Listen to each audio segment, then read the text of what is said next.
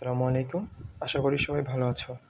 তো আজকে আমাদের ক্লাসের টপিক হলো নবম দশম শ্রেণীর পদার্থবিজ্ঞান বইয়ের কাজ, শক্তি ও ক্ষমতা এই অধ্যায়টি। তো এই অধ্যায়ে বেশ কিছু টপিক আছে। টোটাল 4টা টপিক নিয়ে এই অধ্যায়ে আলোচনা করা হয়েছে এবং পরীক্ষায় এই 4টি টপিকের উপর থেকে প্রশ্ন আসে। টপিকগুলো কি আমি যদি লেখার চেষ্টা করি, প্রথমে থাকবে কাজ, তারপরে শক্তি,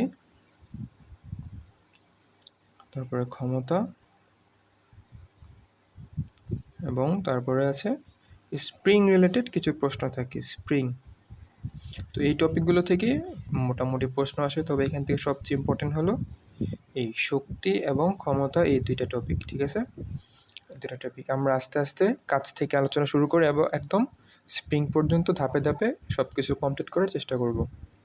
তো আজকে প্রথমে আমরা দেখি কাজ। কাজ নিয়ে আমরা কিছু জানি, কাজ নিয়ে কিছু জানার চেষ্টা করি।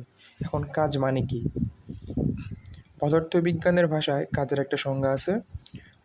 পদার্থবিজ্ঞানের ভাষায় কাজ হলো তুমি যদি কোনো একটা বস্তুর উপর বল প্রয়োগ করলো, ধরো এটা একটা বস্তু, এটার উপর তুমি বল প্রয়োগ করলা, তারপর এই বস্তুর সরণ যদি তোমার বল যেই দিকে সেই দিকেই হয়, বস্তুর সরণটা যদি বলের দিক অনুযায়ী হয় তখন সেটা কাজ হবে। বুঝতে পারছো? ধরো তুমি একটা ওয়ালে সারাদিন ধাক্কা দিলে কিন্তু ওয়ালটা একটু সরণ হইল না, তাহলে কিন্তু তোমার কাজ শূন্য। ঠিক আছে, তোমার কাজ কিন্তু শূন্য, কারণ পদার্থের কোনো সরণ হয়নি। কাজ তখনই হবে যখন কোনো একটা বস্তু সরণ হবে, এবং সরণটা হইতে হবে তুমি বল যেদিকে দিবা সেই দিকে। যেমন এটা একটা বস্তু, এটা আমরা এই দিকে বল দিলাম এবং এই বস্তুটার সরণ যদি এই দিকেই হয়, বলের দিকেই হয়, তখন সেটা কাজ হবে। ঠিক আছে, এ হলো কাজ। তো কাজকে যদি আমরা ডিফাইন করতে চাই, কাজকে সাধারণত ডাব্লিউ দ্বারা প্রকাশ করা হয়। এটার জন্য একটা সূত্র Fs। কাজের সূত্র কি? Fs। এফ দ্বারা কি বোঝায়? এফ দ্বারা বোঝাবে হলো বল, আর এস দ্বারা বোঝাবে সরণ, সরণ অথবা দূরত্ব, যে কোনো একটা বোঝাবে। ঠিক আছে, এখন আমরা এই এফএসটাকে যদি আরো একটু ভাঙার চেষ্টা করি তাহলে কি হবে? এফ মানে কি? বল। আমরা বল সমান সমান কি জানি? বল সমান সমান কিন্তু আমরা জানি MAS, অথবা এফ সমান সমান আবার লেখা যায় MGS, তাই না? এই প্রত্যেকটা কিন্তু লেখা যায়। এই প্রত্যেকটা জিনিস ভালো করে আমার মনে রাখতে হবে। এখন কাজের এককটা কি? কাজের যদি একক আমরা জানতে চাই, কাজের একক হলো জুল। কাজের একক কি? জুল। এগুলো মুখস্থ রাখতে হবে। তো কাজ সম্পর্কে আমরা এই কয়েকটা জিনিস জানলাম, যে কাজের সংজ্ঞা কি? কাজের সংজ্ঞা হলো কোনো বস্তুর উপর যদি বল প্রয়োগ করা হয়, কোনো বস্তুর উপর যদি বল প্রয়োগ করা হয় এবং বস্তুর সরণ যদি বলের দিক বরাবর হয়, তখন সেটা হবে কাজ। ঠিক আছে, আর কাজের সূত্র কোনটা? ডাব্লিউ সমান সমান Fs। Fs, এখানে এফ এর পরিবর্তে কি লেখা যায়? MA, আর অথবা এম এর পরিবর্তে আবার লেখা যায় MGS। এই তিনটা সূত্র আমার বিভিন্ন সময় কাজে লাগবে MCQর ক্ষেত্রে। আচ্ছা, একটা প্রশ্ন সলভ করার চেষ্টা করি এখন কাজ থেকে। কাজ রিলেটেড একটা প্রশ্ন আমরা কেমন আসে দেখি। প্রশ্ন আমি লিখে ফেলি। এটা হলো একটা প্রশ্ন যে ধরো তোমার ভর 50 কেজি, তুমি 10 তলা একটি বিল্ডিংয়ের উপরে উঠেছো, তোমার কাজ কি? আমার কাজ বের করতে বলছে। আর একটা ক্লু কি দেওয়া আছে, যে প্রতি তলা সিঁড়ির উচ্চতা হলো 3 মিটার, তাই না? আচ্ছা, যে কোনো একটা ম্যাথ সলভ করার আগে তুমি সবসময় মনে রাখবা যে প্রশ্নে কী কী দেওয়া আছে সেইটা আমার এক পাশে লিখতে হবে, এবং কী কী বের করতে হবে সেইটা আরেক পাশে লিখতে হবে। তাহলে তোমার জন্য ম্যাথটা করা সহজ হয়ে যাবে। এখন দেখো, আমাকে বের করতে বলছে কি? কাজ। বের করতে বলছে কাজ, ডাব্লিউ। কাজ মানে হলো ডাব্লিউ, যেটা আমরা সলিউশন করি। তোমার বের করতে হবে কাজ। কাজ ইকুয়ালটা আমরা কি জানি? কাজ ইকুয়ালটা আমরা জানি Fs, তাই তো? এটা আমার বের করতে হবে। আর প্রশ্নে কী কী দেওয়া আছে আমরা এটা এই পাশে লিখে ফেলি। প্রশ্নে দেওয়া আছে দেখো ভর, প্রশ্নে ভর দেওয়া আছে। ভর মানে কি? M সমান সমান 50 কেজি, এটা ভর দেওয়া আছে। তারপর আর কি দেওয়া আছে দেখো, তুমি 10 তলা বিল্ডিংয়ের উপরে উঠেছো। 10 তলা বিল্ডিং এবং প্রতিতলা বিল্ডিংয়ের উচ্চতা কত? 3 মিটার। তাহলে 10 তলা বিল্ডিং উঠছো আর প্রতিতলা সিঁড়ির উচ্চতা কত? 3 মিটার। তাহলে তুমি টোটাল কত দূরত্ব অতিক্রম করছো? টোটাল তুমি 30 মিটার দূরত্ব অতিক্রম করছো। কীভাবে? কারণ তুমি 10 তলা বিল্ডিংয়ের উপরে উঠছো আর প্রতিতলা কত? আর প্রতিটি তালা হলো 3 মিটার। তাহলে 10 তলার উচ্চতা কত হবে? টোটাল হবে 30 মিটার। ঠিক আছে, এই দুইটা আমার অপশন দেওয়া আছে। তো আমার কাজ বের করার জন্য প্রয়োজন Fs। আর প্রশ্ন কি দেওয়া আছে? এম এর মান এবং এস এর মান। তো এস এর মান দেওয়া আছে, এফ এর মানটা দেওয়া নাই, তাই না? এফ এর মান দেওয়ার জন্য আবার ভর দেওয়া আছে, তাহলে এফ, তাহলে ভর থেকে আমি এফ এর মানটা কীভাবে বের করতে পারি? এফ এর মানটা আমরা বের করতে পারি এমজিএস এই সূত্র ব্যবহার করে। কারণ একটু আগে আমরা শিখছি কাজ সমান সমান এফএস, আবার এটাকে লেখা যায় এমজিএস, তাই না? এই জন্য আমরা এফ এর পরিবর্তে লিখলাম এমজি, আর এস হলো আগের। তাহলে এখানে এম এর মান কত? এম এর মান হলো 50। জি মানে কি? জি মানে হলো অভিকর্ষজ ত্বরণ, এই মানটা constant 9.8 metre per second square, আমরা জানি, তাই না? আচ্ছা, তাহলে এখানে জি এর মান কী হবে? 9.8 ইন্টু এস এর মান কী হবে? এস এর মান হবে 30। বুঝতে পারছো? তাহলে হিসাব নিকাশ করলে আনসার আসবে তোমার 1407 জুল, 14,700 জুল। তোমার কাজ কত হলো? কাজ হলো 14,700 জুল। কীভাবে করছি দেখো, আমার বের করতে হবে ডাব্লিউ সমান সমান এফএস, কাজ বের করতে হবে। তাহলে আমার কার কার মান দেওয়া আছে প্রশ্নে? এস এর মান ডিরেক্ট দেওয়া আছে, আর এফ মানে কি? বল। বল সমান সমান আমরা জানি এমজি, বল সমান কি জানি? এমজি। তাহলে এম এর মান প্রশ্নে দেওয়া আছে, আর জি এর মানটা কনস্ট্যান্ট আমরা জানি। তাহলে প্রত্যেকটি মান বসাই দিলাম, আমি আনসার পেয়ে গেলাম। এভাবে আমার কাজ রিলেটেড ম্যাথগুলো করতে হবে। কাজ থেকে আসলে তেমন কঠিন প্রশ্ন আসে না, ঠিক আছে? এইটা তোমরা শিখো, এটা শিখলেই হবে। আচ্ছা, এখন আমরা পরের টপিকে যাই। আচ্ছা, এখন আমরা কথা বলবো শক্তি নিয়ে।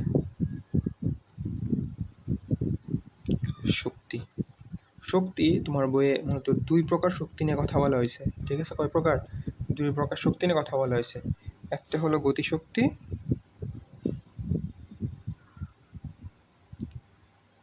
গতিশক্তি 2 নম্বর হলো বিভব শক্তি। 2 নম্বর হলো বিভব শক্তি।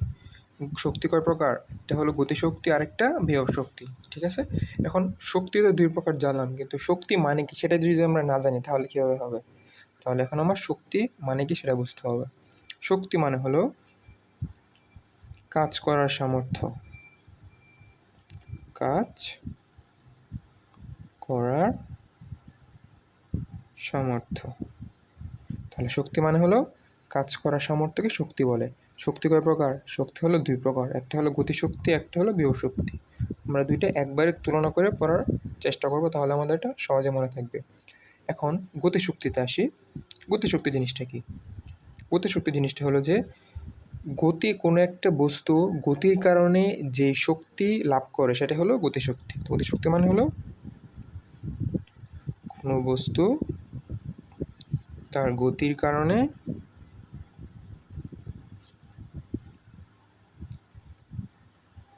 যে শক্তি লাভ করে,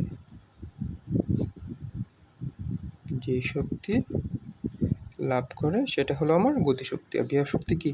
বিভব শক্তি হলো কোনো বস্তুর অবস্থান পরিবর্তনের কারণে সেই বস্তুটা কাজ করার যে সামর্থ্য অর্জন করে সেটাই হলো বিভব শক্তি।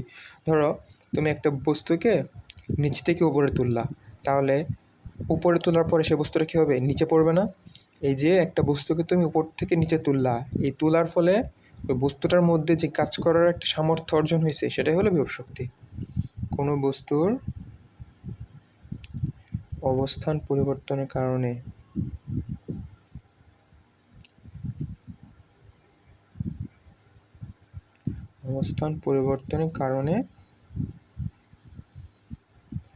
কাজ করার যে সামর্থ্য পায়, কাজ করার যে সামর্থ্য পায়, এটা হলো আমার বিভব শক্তি, ঠিক আছে? এখন গতিশক্তির সূত্রগুলো আমরা দেখি। গতিশক্তিকে প্রকাশ করা হয় ইকে দ্বারা, কাইনেটিক এনার্জি। ইকে বা টি দিয়ে প্রকাশ করতে পারো, তবে ইকেটা সাজেস্টেড। তো গতিশক্তি সমান সমান কি? গতিশক্তি সমান সমান হলো হাফ mv স্কোয়ার। ডিরেক্ট সূত্র মুখস্থ করে হলো, তোমার কোনো এটার প্রতিপাদন করার তোমার প্রয়োজন নেই, এটা তোমার পরীক্ষা কখন আসবে না। সরাসরি মুখস্থ করবা গতিশক্তি মানে ইকে সমান সমান হাফ mv স্কোয়ার। গতিশক্তি শব্দটা শোনার সাথে সাথেই তোমার মাথায় আসতে হবে ইকে সমান সমান হাফ mv স্কোয়ার। ঠিক তেমনি বিভব শক্তির ক্ষেত্রে এটাকে প্রকাশ করা হয় ইপি দ্বারা। ইপি সমান সমান কী হবে তাহলে? ইপি সমান সমান হবে mgh। তাহলে বিভব শক্তির শব্দটা শোনার সাথে সাথে তোমার মাথায় এই সূত্রটা আসতে হবে যে ইপি সমান সমান এমজিএস। ডেরিভেশন বলো, প্রতিপাদন বলো, এগুলোর কোনো প্রয়োজন নেই, তার পরীক্ষা কখন আসবে না, তোমরা শুধু সূত্রগুলো ডিরেক্ট মুখস্থ করবা। এখন এগুলোর কিছু ভ্যারিয়েশন আছে। দেখো এখানে এই যে ভি স্কোয়ার, ভি মানে কি আমরা জানি বেগ, তো ভি স্কোয়ারের পরিবর্তে এই সূত্রটা লেখা যাবে এখানে ইউ স্কোয়ার প্লাস 2gh। এই ভি স্কোয়ারের পরিবর্তে আমরা কি লিখবো, ইউ স্কোয়ার প্লাস 2gh। ওকে, এখানে সমস্যা নেই। আর বিভব শক্তির একক হলো জুল, বিভব শক্তির একক কিন্তু জুল। ওকে, বিভব শক্তির একক কিন্তু জুল, সেম গতিশক্তির একক হলো জুল। আমি খুব দ্রুত করাচ্ছি যেন তোমাদের তাড়াতাড়ি শেষ হয়। এটার একক হলো জুল। বিভব শক্তি এবং গতিশক্তি দুইটার একক কী হবে, জুল। এখন চলো আপাতত এইটুকু জানলে চলবে। এখন চলো কিছু ম্যাথ প্র্যাকটিস করি। আচ্ছা ঠিক আছে, কিছু ম্যাথ দেখি আমরা। আচ্ছা এখানে দেখো যে গতিশক্তির যে সূত্রটা লেখা আছে, কোনো বস্তু তার গতির কারণে যে লাভ করে, এখানে একটু অ্যাড করতে পারো যে গতির পরিবর্তনের কারণে, এটুকু অ্যাড করে নিতে পারো, গতির পরিবর্তনের কারণে। ঠিক আছে, কোনো বস্তুর তার গতির পরিবর্তনের কারণে কাজ করার যে শক্তিটা লাভ করে সেটাই হলো গতিশক্তি। আচ্ছা এখন চলো আমরা ম্যাথ করবো। চলো এই যে একটা ম্যাথ আমরা লিখে নিয়ে আসছি, চলো সলভ করি। প্রথমে ক নম্বরটা কি বলছে দেখো, বস্তুটির গতিশক্তি বের করতে বলছে, তাই না, গতিশক্তি বের করতে বলছে। তার প্রথম কাজ কি, আমার কী কী দেওয়া আছে এবং কি বের করতে হবে এই দুইটা লিখে ফেলবো। তো গতিশক্তি, গতিশক্তি প্রশ্নে দেখা মাত্রই আমার মাথায় কোন সূত্রটা আসতে হবে, গতিশক্তি দেখা মাত্রই আমার মাথায় আসতে হবে ইকে সমান সমান হাফ এম ভি স্কোয়ার, এইটা আমার মাথায় আসতে হবে, তাই তো। আচ্ছা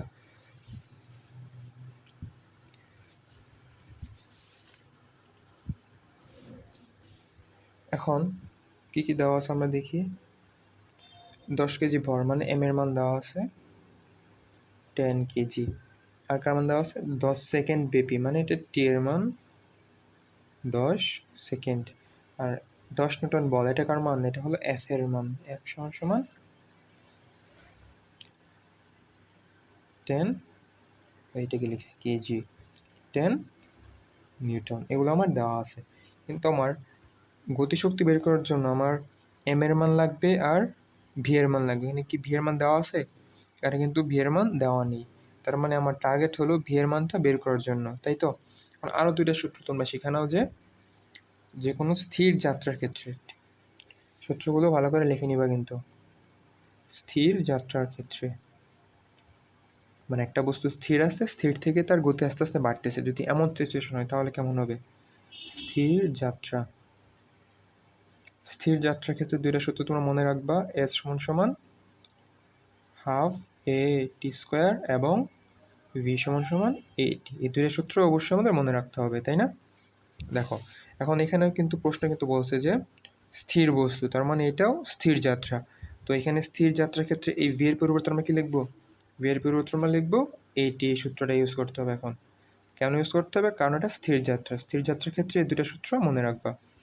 তাহলে এখন দেখো আমরা এম ভি এর পরিবর্তে কি লিখবো, ভি এর পরিবর্তে লিখবো এইটি, এই সূত্রটা লিখবো, ভি মানে এ টি স্কোয়ার, টি হোল স্কোয়ার। এখন আমরা টি এর মান জানি, এর মান কিন্তু আমরা এখন জানি না, এখন আমাদের এর মানটাও বের করতে হবে। দেখো আমরা এর মান বের করি, এর জন্য আমরা কি জানি, এফ সমান সমান এম এ, তাই না, এফ সমান সমান এম এ। তাহলে এখানে এ সমান সমান কী হবে, F divided by M. F F F এর মান কত দেওয়া আছে 10 নিউটন, এম এর মান কত দেওয়া আছে 10 কেজি। তাহলে এর মান কত আসলো 1 মিটার পার সেকেন্ড স্কোয়ার। এর মান কত পেলাম 1, তাহলে এখানে আমরা এর মান বসাই দিব, হাফ ইন্টু এম কত, এম হলো 10 ইন্টু এর মান হলো 1, টি এর মান 10, তো আমরা এখানে 10 স্কোয়ার দিব। কারণ 10, এর মান 1, 10 একে 10, 10 স্কোয়ার। তারটার আনসার কত আসবে 105, 500 জুল। এটা আমার বস্তুটির গতিশক্তি। বুঝতে পারছো কেমন করছি, আশা করি বুঝতে পারছো। যদি বুঝতে সমস্যা হয় আবার দেখবা, তাহলে বুঝে যাবো আশা করি। তারপর খ নম্বরটা দেখি কী বলছে, খ নম্বরে 20 সেকেন্ড পর গতিশক্তি কত হবে, আর 20 সেকেন্ড পরের গতিশক্তি বের করতে হবে। খ নম্বরটা আমরা শুরু করি। এখন একটু বুঝো ভালো করে, 20 সেকেন্ড পরে গতিশক্তি বের করতে হচ্ছে। আমার এখানে 10 সেকেন্ড পর্যন্ত কিন্তু বল দেওয়া হয়েছে, 10 সেকেন্ড পর্যন্ত বল দেওয়া হয়েছে। 10 সেকেন্ড পরে কিন্তু যে যে একটা বস্তু, এটার উপর আমি 10 সেকেন্ড পর্যন্ত আমি ধাক্কা দিলাম, তারপর বস্তুটাকে আমি ছেড়ে দিছি। ছেড়ে দেওয়ার পরে বস্তুর উপর যেহেতু কোনো বল প্রয়োগ করা হয়নি, তার মানে সেই বস্তুর উপর কিন্তু কোনো ত্বরণ থাকবে না। কথাগুলো একটু মনোযোগ দিয়ে বুঝো। একটা বস্তু, এটার উপর আমি 10 সেকেন্ড পর্যন্ত একটা বল দিয়ে ধাক্কা দিলাম, তারপর ছেড়ে দিলাম। তখন কী হবে? যেহেতু বস্তুর উপর কোনো বাহ্যিক বল নেই, তার মানে সেই বস্তুটার বেগের কোনো পরিবর্তন হবে না। বুঝতে পারছো? বেগের কোনো পরিবর্তন হবে না। এখন বেগের যদি কোনো পরিবর্তন না হয়, তাহলে কি সেটার গতিশক্তি বাড়বে? আমরা একটু আগে কী শিখছিলাম? যে গতিশক্তি মানে হলো কোনো বস্তু গতির পরিবর্তনের কারণে যে শক্তি লাভ করে। এখন যদি তার গতির কোনো পরিবর্তন না হয়, তাহলে কি তার গতিশক্তির মান কিন্তু চেঞ্জ হবে? তাহলে কিন্তু তার গতিশক্তির মান চেঞ্জ হবে না। ঠিক এই কারণে এখানে আমরা প্রথমে যে গতিশক্তিটা বের করছি 500 জুল, 20 সেকেন্ড পরে তার সেম গতিশক্তি থাকবে, 20 সেকেন্ড পরে তার সেম গতিশক্তি থাকবে, 20 সেকেন্ড পরেও গতিশক্তি সেম থাকবে,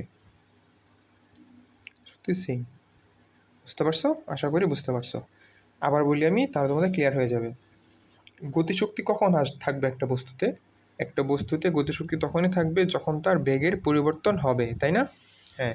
এখন দেখো, আমরা বস্তুর উপর বল প্রয়োগ করছি কত সেকেন্ড পর্যন্ত? 10 সেকেন্ড পর্যন্ত 10 নিউটন বল প্রয়োগ করছি। 10 সেকেন্ড পরে কি আমরা বলটা ছেড়ে দিছি না? বল ছেড়ে দেওয়া মানে ওই বস্তুর আর কোনো বেগ বৃদ্ধি পাবে না। বস্তুর বেগ একরকমভাবে সমান বেগে বস্তুটা আগাবে। বস্তুর যদি সমান বেগে আগাতে থাকে, তাহলে তার গতিশক্তির মানটাও সেম থাকবে, পরিবর্তিত হবে না। ক্লিয়ার? আশা করি ক্লিয়ার। এখন দেখো আমরা গ নাম্বারটা করি। গ নাম্বার কী বলছে দেখি। গ নাম্বার বলছে আমরা যদি এখন পুরো 20 সেকেন্ড বল প্রয়োগ করি। এখন দেখো আমরা 20 সেকেন্ড পর্যন্ত কিন্তু বল প্রয়োগ করতেছি। আগে বল প্রয়োগ করছিলাম 10 সেকেন্ড, এখন করব 20 সেকেন্ড। তা 1 নাম্বার আর 3 নাম্বার ম্যাটটা কি সেম না? 3 নাম্বার ম্যাটটা কিন্তু সেম।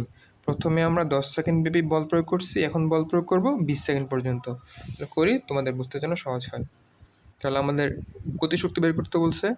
গতিশক্তির সূত্র আমরা কি জানি? প্রথমেই আমরা লিখব এ কে সমান সমান হাফ এম স্কোয়ার, তাই তো? তাহলে আমার এখন কী কী মান দেওয়া আছে? আমাদের এম এর মান দেওয়া আছে 10, এম এর মান দেওয়া আছে 10 কেজি।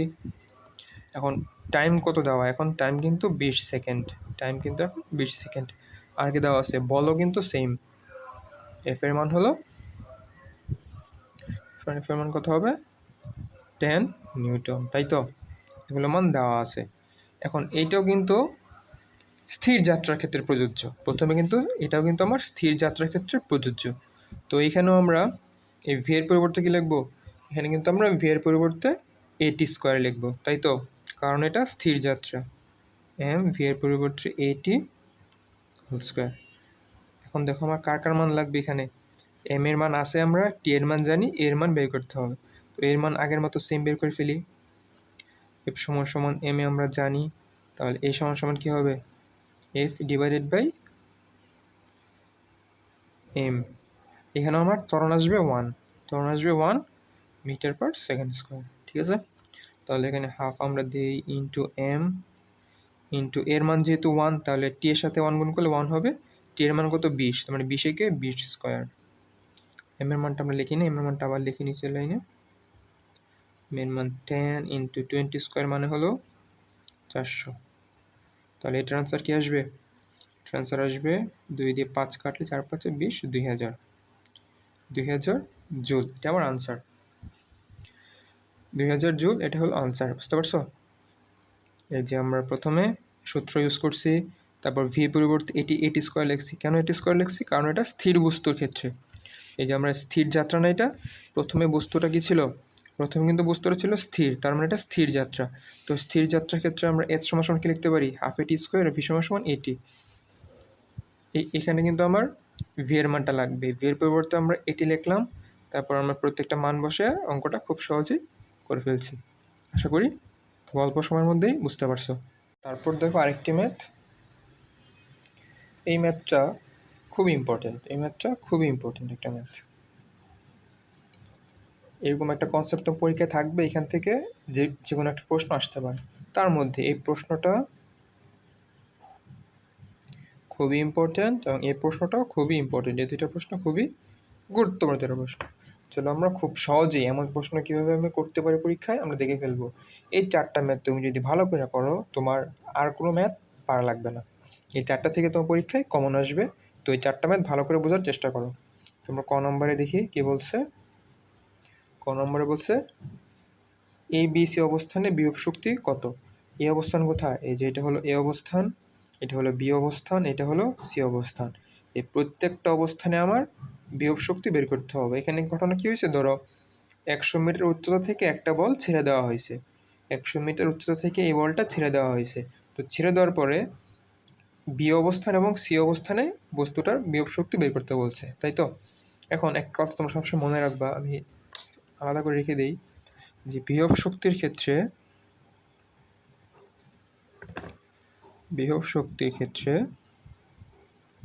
এইচ নিতে হবে ভূমি থেকে। বিভব শক্তির ক্ষেত্রে এইচ নিতে হবে ভূমি থেকে। আর গতিশক্তির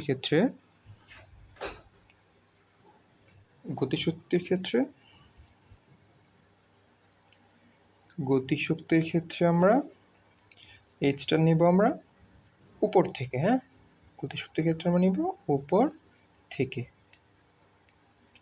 ভূমি থেকে। বিভব শক্তিতে ব আছে, তার মানে এটা ভূমি থেকে, যেখানে ভ আছে এটা ভূমি থেকে। আর গতিশক্তি নেব আমরা উপর থেকে। এই দুইটা কথা আমার অবশ্যই মনে রাখতে হবে এই ম্যাথগুলো পারার জন্য। ওকে, বিভব শক্তি মানে ভূমি থেকে আমার উচ্চতা নিতে হবে, গতিশক্তি মানে আমার উপর থেকে উচ্চতা নিতে হবে। ওকে, এখন আমরা ম্যাথটা সলভ করি। ক নম্বরে কি বলছে যে এ বি অবস্থানে বিভব শক্তি বের করো। তাহলে এ বি অবস্থান কোথায়? এখান থেকে আছে। তাহলে এই অবস্থানে বিভব শক্তি কি? এই অবস্থানে বিভব শক্তি কি হবে? আমরা বিভব শক্তির সূত্র কি জানি? বিভব শক্তির সূত্র আমরা অবশ্যই শিখছি, তাই না? এম জি এইচ, এটা বিভব শক্তির সূত্র না? এটা বিভব শক্তির সূত্রটা আমরা দিলাম ইপি এ অবস্থান, আমরা ইপি এ দিলাম। ইপি এ মানে এ অবস্থানে বিভব শক্তি কি? M G H. এম এর মান কত?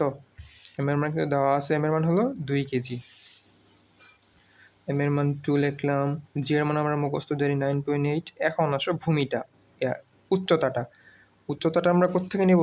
যেহেতু বিভব শক্তি আমাদের উচ্চতা নিতে হবে ভূমি থেকে, উচ্চতা নিতে হবে ভূমি থেকে। তাহলে এ বস্তুর উচ্চতা ভূমি থেকে কত মিটার উপরে আছে? 100 মিটার উপরে। তাহলে এখানে এইচ এর মান কত আসবে? এইচ এর মান আসবে 100। ঠিক আছে, তো এটা আনসার যদি আমরা ক্যালকুলেশন করি তাহলে আনসার আসবে 1960 জুল। এই অবস্থানে বিভব শক্তি কত পেলাম আমরা? 1960। তাহলে আমরা এখন বি অবস্থানে আমরা বের করি। এখন বি অবস্থানে বড় হাতের দিই, এই অবস্থানে এখন আমরা লিখব বি অবস্থানে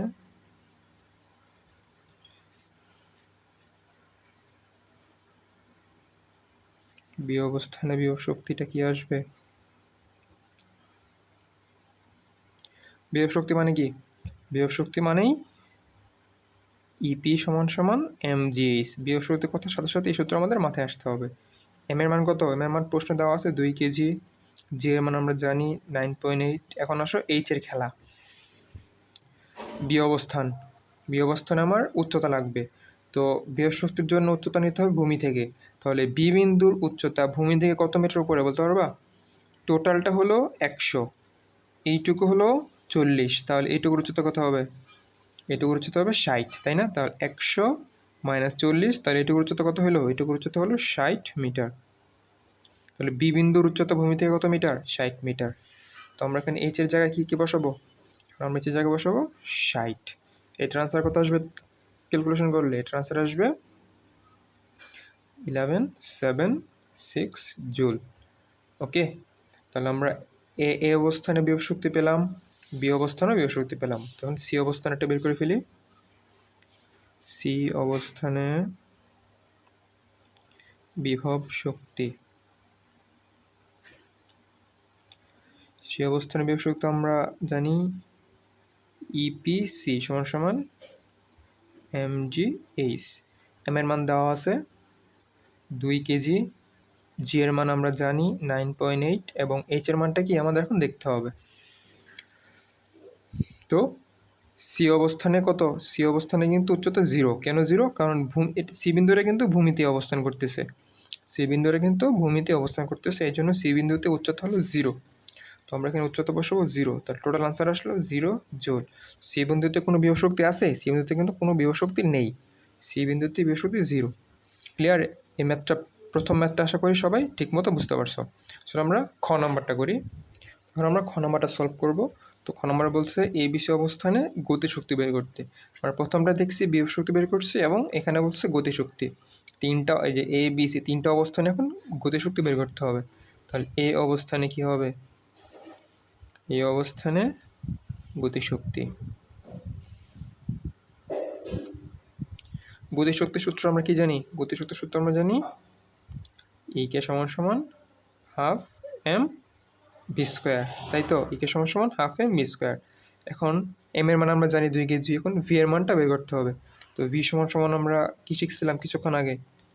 ভি স্কোয়ার সমান সমান আগে সূত্র শিখছিলাম ইউ স্কোয়ার প্লাস 2gh। সূত্র আমরা শিখছি না কিছুক্ষণ আগে? অবশ্যই শিখছি। তাহলে এখানে ইউ স্কোয়ারের মান কী হবে?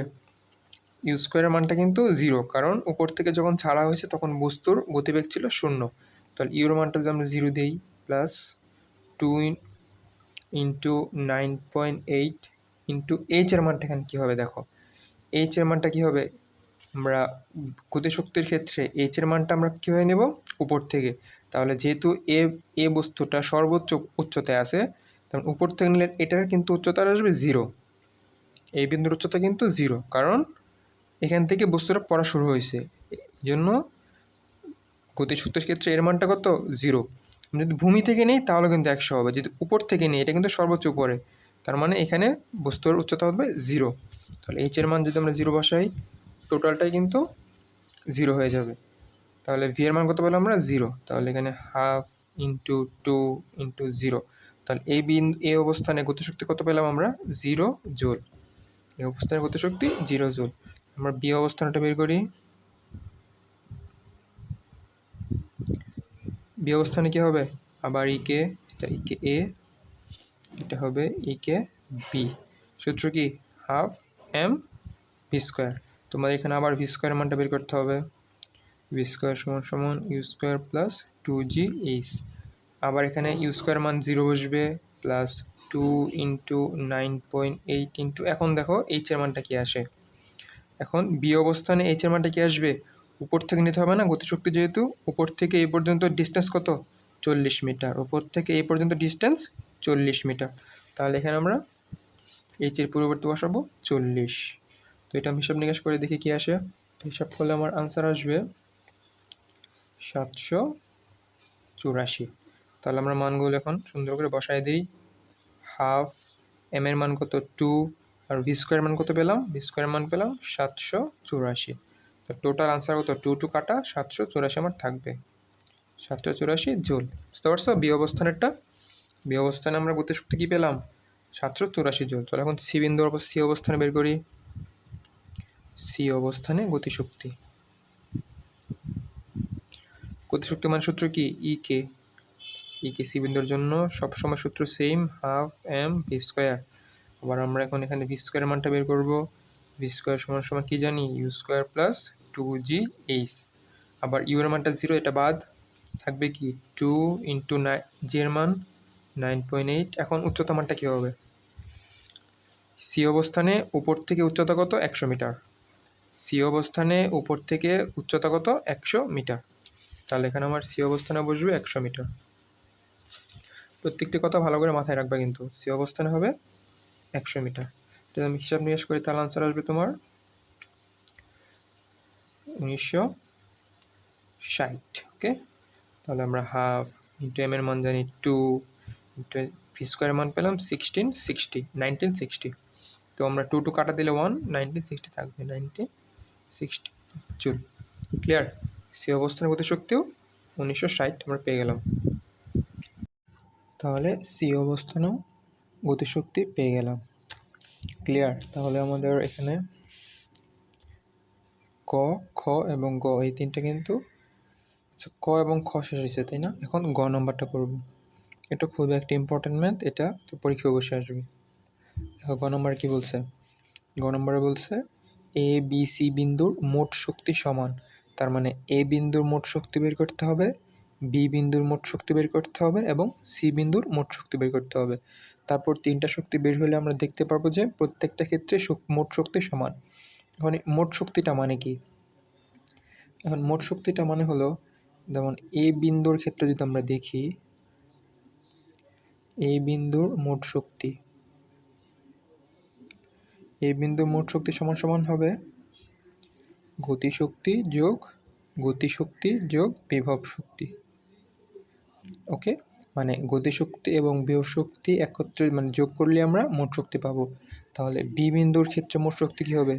বি বিন্দুতে মোট শক্তি হবে, বি বিন্দুতে গতিশক্তি বের করব এবং বি বিন্দুতে বিভব শক্তি বের করব, তারপর দুটো যোগ করলেই মোট শক্তি পাবো। ঠিক তেমনি সি বিন্দুর ক্ষেত্রে মোট শক্তি কী হবে?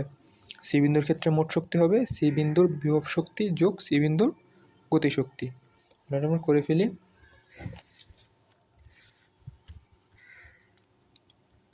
গ নম্বর, প্রথমে আমরা এ বিন্দুর ক্ষেত্রে দেখি। এই বিন্দুতে মোট শক্তি,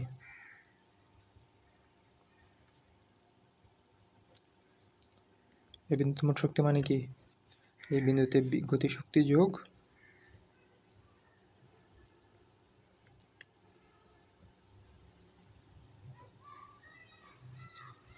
এই বিন্দুতে বিভব শক্তি।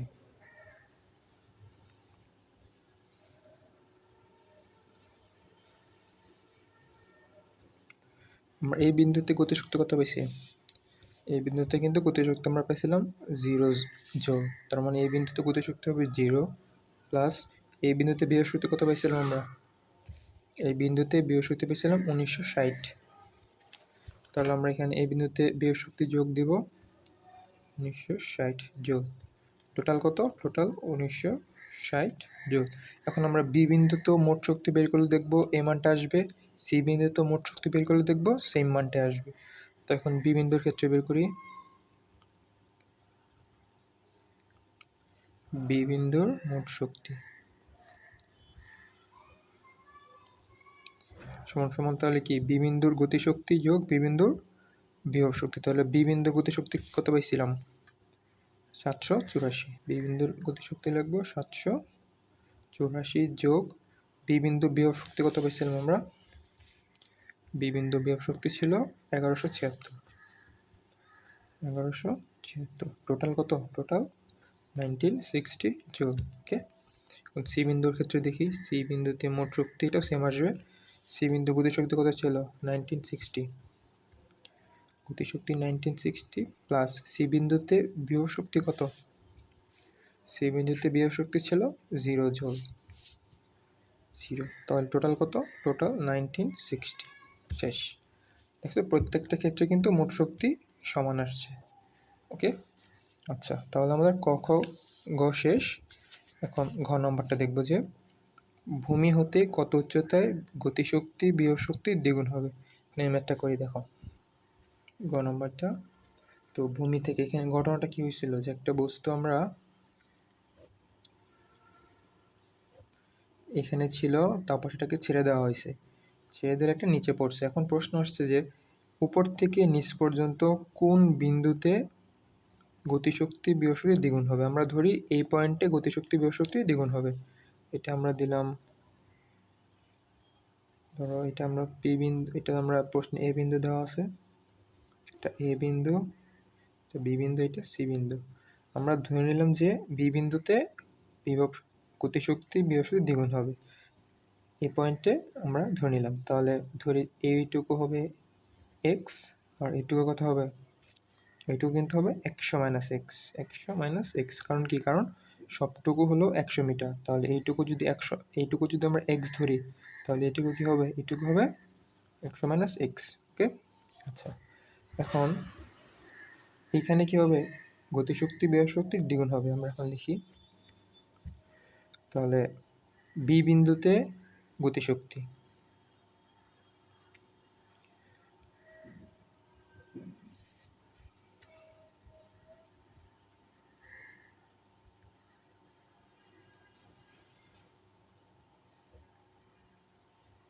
সমান সমান বি বিন্দুতে বিভব শক্তি। বিভব শক্তি কতটুকু? বিভব শক্তি কিন্তু দ্বিগুণ। বিভব শক্তির এখানে র আছে না, তার মানে র এর সাথে 2 গুণ যোগ হবে, বিভব শক্তির সাথে 2 গুণ হবে। বা বি বিন্দুতে গতিশক্তি কী হবে? আমরা জানি গতিসূত্র হলো half M V square, 2 into B বিন্দুতে বিভব শক্তি সূত্র এম জি এইচ। এখন এই পাশে কি আছে? এই পাশ থেকে এম, এই পাশ থেকে এম কিন্তু কাটাকাটি করা যায়, তাহলে এই পাশে থাকলো হাফ। এখন ভি স্কোয়ারের পরিবর্তে আমরা কি সূত্র লিখবো? ভি স্কোয়ারের পরিবর্তে ইউ স্কোয়ার প্লাস 2gh, তাই না? 2gh, আবার এখানে 2gh থাকলো। এখন ইউ স্কোয়ার মানে আদিবেগ, যখন বস্তুটা পড়তেছিল তখন স্থির অবস্থানে ছিল, তাহলে স্থির অবস্থানে থাকলে ইউর মান হবে 0। এটা যদি 0 হয়ে যায় তাহলে এ পাশে থাকে 2 আর 2 কাটা যায়, শুধু এ পাশে থাকে gh, এই পাশে থেকে 2gh। ওই পক্ষ থেকে জি কাটা যায়,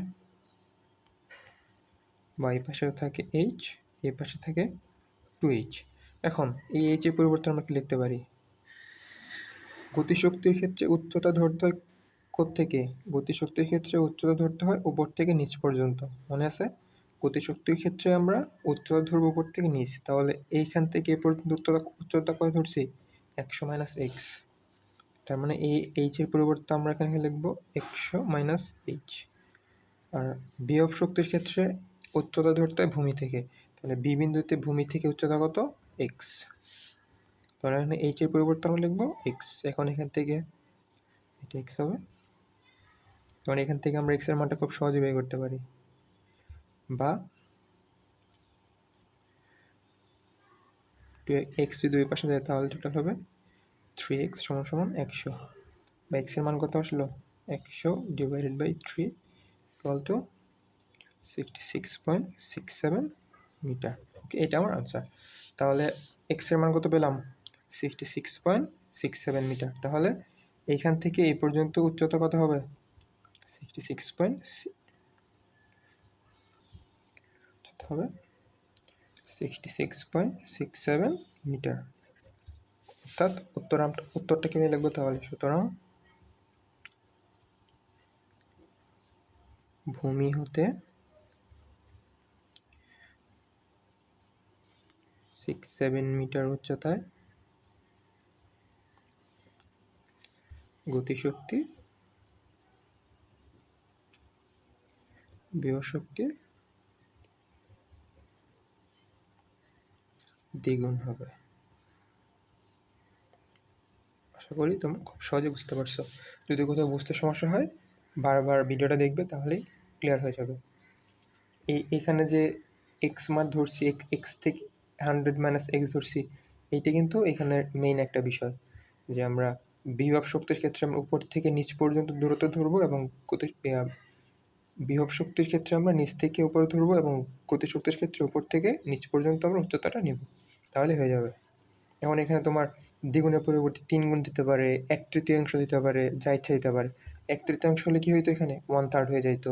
যদি বলতো 1/5 তাহলে 1/5 হইতো। যদি বলতো 3 গুণ তাহলে এখানে 2 বসতো।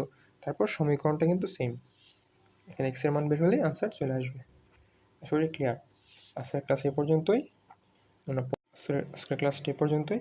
আমরা নেক্সট ক্লাস কর্মদক্ষতার স্প্রিং রিলেটেড যা যা আমাদের জানা প্রয়োজন তা সব আমরা দেখে ফেলবো। ধন্যবাদ।